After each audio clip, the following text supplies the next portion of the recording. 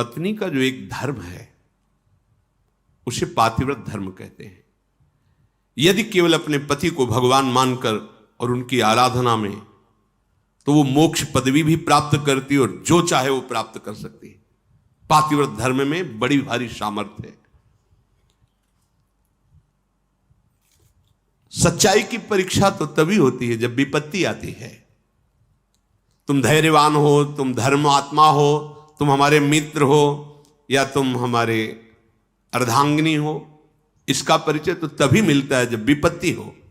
अर्थात मित्र विपत्ति में हो तो उस समय उसे छोड़ना नहीं चाहिए। तुम विपत्ति में हो तो धर्म नहीं छोड़ना चाहिए, धैर्य नहीं छोड़ना चाहिए। अगर पति विपत्ति में है, बहुत संपत्ति अपहरण हो गई, तो ऐसे पति का किसी भी तरह से मन न दुखावे कि अब आपके पास तो कुछ रह नहीं गया, हमारी आप कामनाओं को पूर्ण नहीं करे। तो धीरज धर्म मित्र अरुणारी, आपद काल परखे चारी। जो ऐसी स्थिति में अपने पति का सहयोग करती है। वनवास हुआ, सियाजू ने ना तो जनकपुर का सुख स्वीकार किया ना अवधपुर का।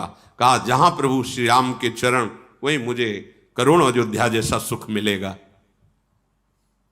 यदि कोई स्त्री, अनुसुईया जी उपदेश करें सियाजू को, अपने पति का किसी कारणवश अपमान, धन नहीं है, उतना विद्वान नहीं, उतना ज्ञान नहीं, और तुम्हारे ही कर्मवश तो तुम्हारा पति बना है, उसका अपमान, पातिव्रत धर्म की यहां चर्चा करें। क्योंकि सबसे बड़ी पतिव्रताओं में शिरोमणि हैं श्री अनुसुईया जी, जिन्होंने भगवान हरि, हर और ब्रह्मा को 6-6 महीने के बालक बना दिया अपने पातिव्रत धर्म से।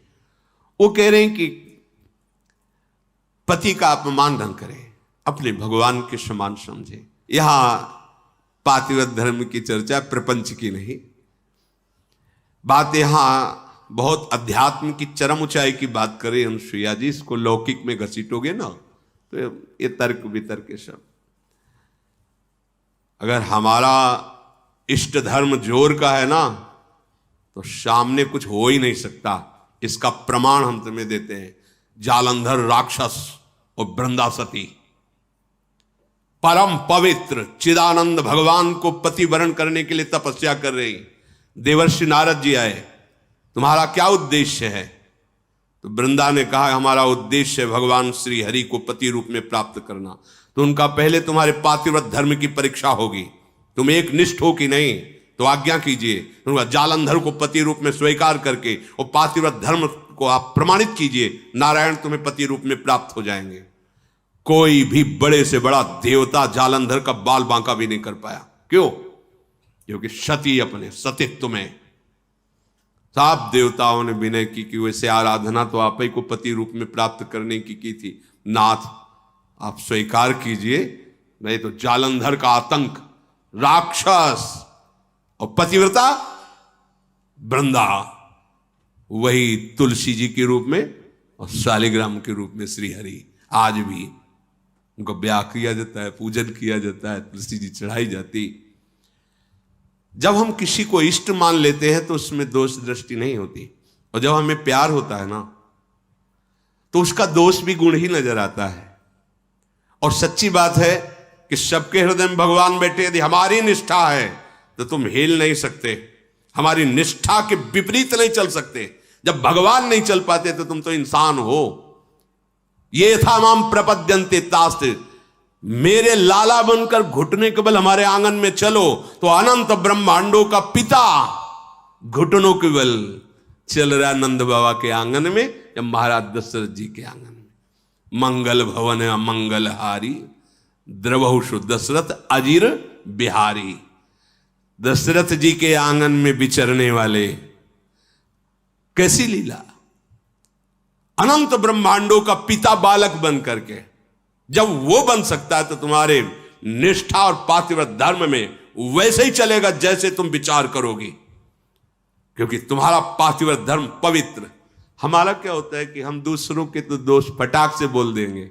बैक में आप दृष्टि घुमाओ अपने ऊपर, तब लगेगा वो तो कम है। अगर हमारी बात खुल जाए बहुत ही हम गलत हैं। संत सदैव सत्य स्वभाव वाले साधक उपासक बाहर नहीं देखते, अपने अंदर देखते हैं। अपने दोषों को मिटा दो तो बाहर केवल भगवान या दूसरा कोई है ही नहीं। श्री अनुसुईया जी बड़ा सुंदर गृहस्थी में स्त्री शरीर पुरुष शरीर जो धारण की, इनको भगवत प्राप्ति का सहज उपाय बता रही।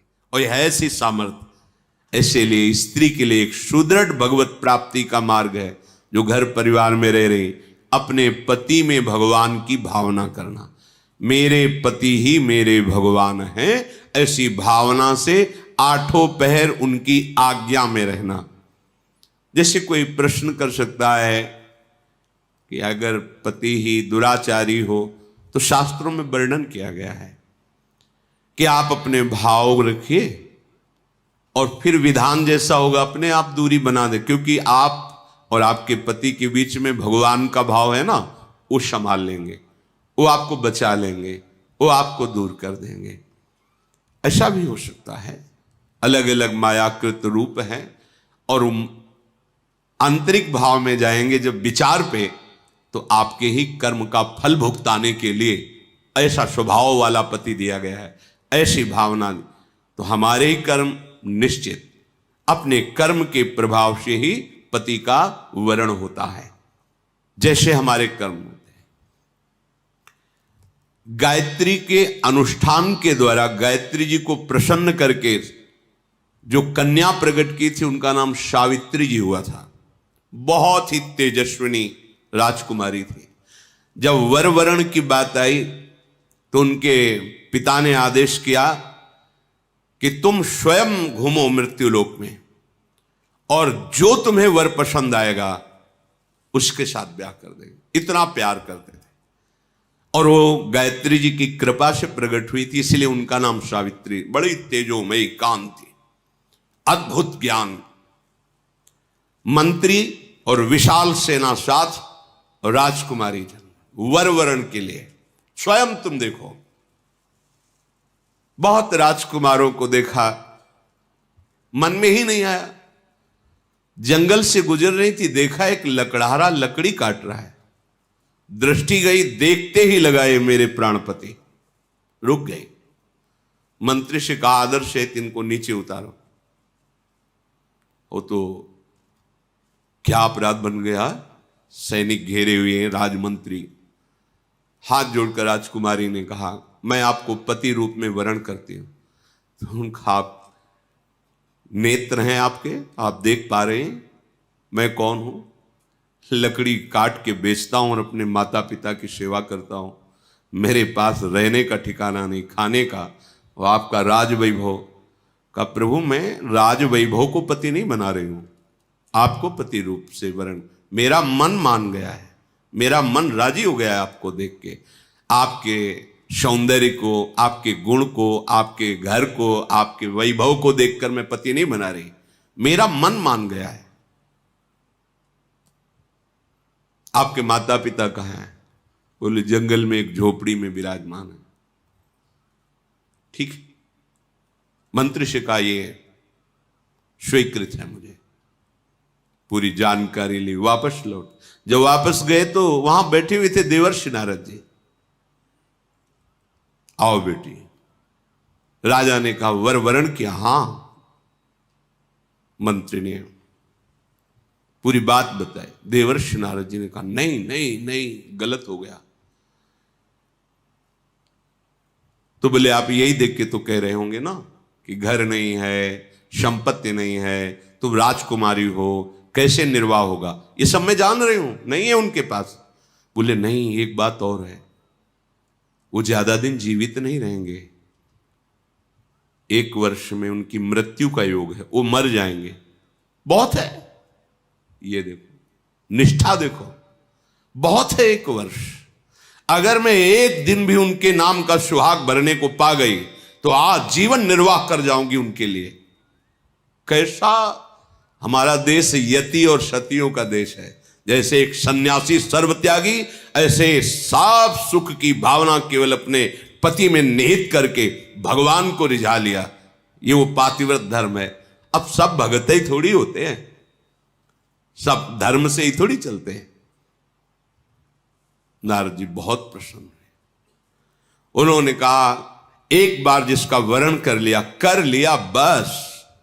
जैसे मां भगवती पार्वती जी ने सप्त ऋषियों को जवाब दिया था, कोटि जन्म लग रगर हमारी, बरऊ शंभु न तरहो कुमारी। तुम एक बार की बात कहते हो, करोड़ों बार जन्म लूंगी और तपस्या करूंगी और वर के रूप में वरण करूंगी तो महादेव को ही वरण करूंगी। माना महादेव अवगुण भवन, विष्णु सकल गुण खाद, जेहि कर मन जेहि सम रमे, ते ही संत। मान गए आपकी बात पर, मेरा मन रम गया है शिव में, करोड़ बार जन्म लूंगी लेकिन महादेव को ही वरण करूं। ये सावित्री जी का ब्याह हुआ, पिता ने अपार वैभव, वही अकेले थे, बिल्कुल एक भी सुख नहीं लिया। नहीं, मेरे पतिदेव के ही सुख में सुखी रहूंगी, आपका कुछ भी दहेज, कोई भी एक वस्तु स्वीकार नहीं करूंगी।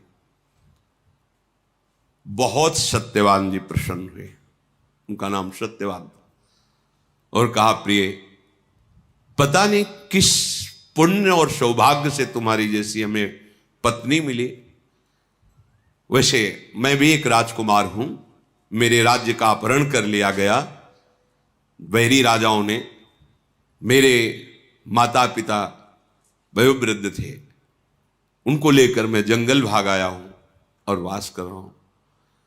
पर मैं तुम्हें कैसे, उनको ये पता नहीं कि मैं 1 वर्ष की आयु, लेकिन सावित्री जी को पता है, मैं तुम्हें कैसे सुख प्रदान कर सकूं। बोले भगवान, बस आपकी चरण सेवा करके आपको सुखी देखकर मैं परम सुखी रहूंगी।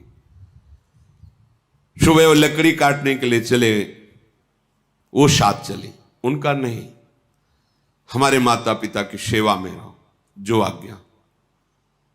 और वो जिस दिन से ब्याह हुआ था उस दिन से तिथि गिनना प्रारंभ कर दी। धीरे धीरे जब कुछ महीने व्यतीत हुए, उन्होंने अन्न छोड़ दिया। सत्यवान ने पूछा क्यों? बोले हमारी कुछ मन में ऐसी कामना है कि मैं नियम पूर्वक रहूं। कुछ समय व्यतीत हुआ, जल छोड़ दिया, वायु पी करके केवल मंत्र जाप करते हुए कि पति का शरीर छूटा, मैं अपना शरीर रखूंगी नहीं, छोड़ दूंगी। और जब वो तिथि आई, उनका आज भगवान मेरी इच्छा है कि आपके साथ में वन में चलूं।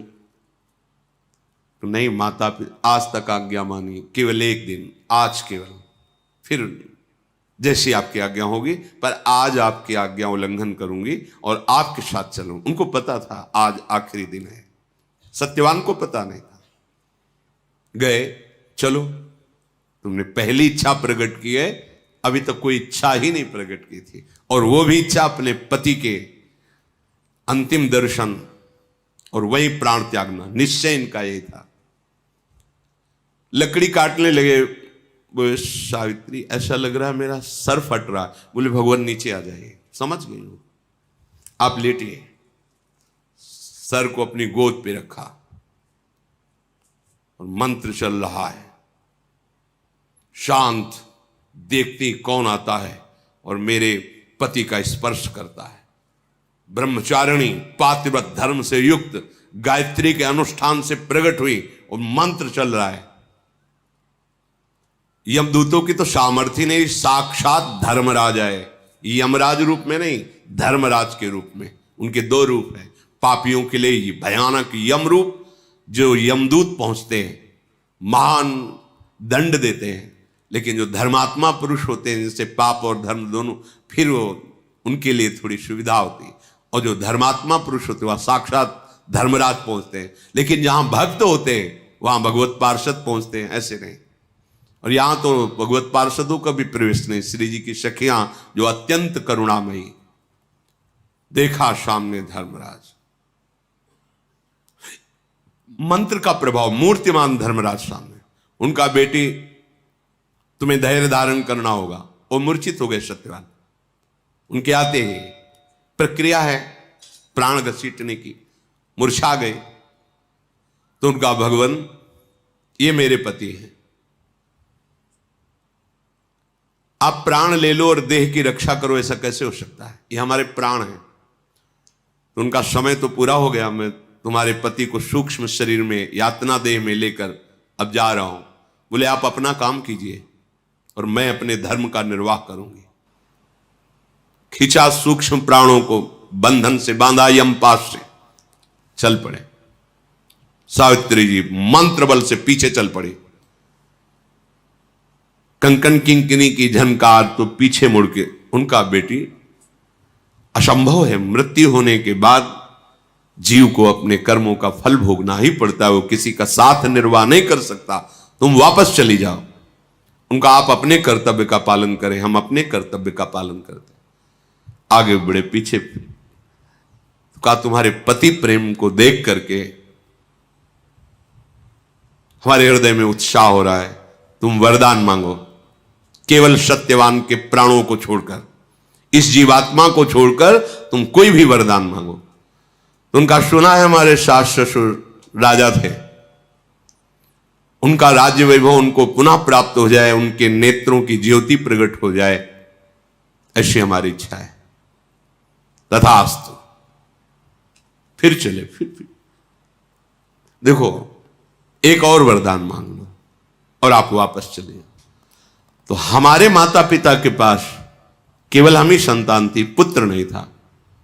एक पुत्र प्रदान कर दीजिए, अर्थात भाई। तथास्तु। फिर देखो बेटी, हम तुम्हें बार बार कह रहे हैं, यहां से आगे की यात्रा सूक्ष्म देह से होती है, स्थूल शरीर से नहीं। तुम अपने पातिव्रत धर्म से युक्त हो, इसलिए मुझे देख पा रहे हो, मेरे साथ चल रहे हो, पर अब उचित नहीं है। एक और वरदान मांग लो। तो अब मुझे भी एक पुत्र चाहिए। उनका तथास्तु।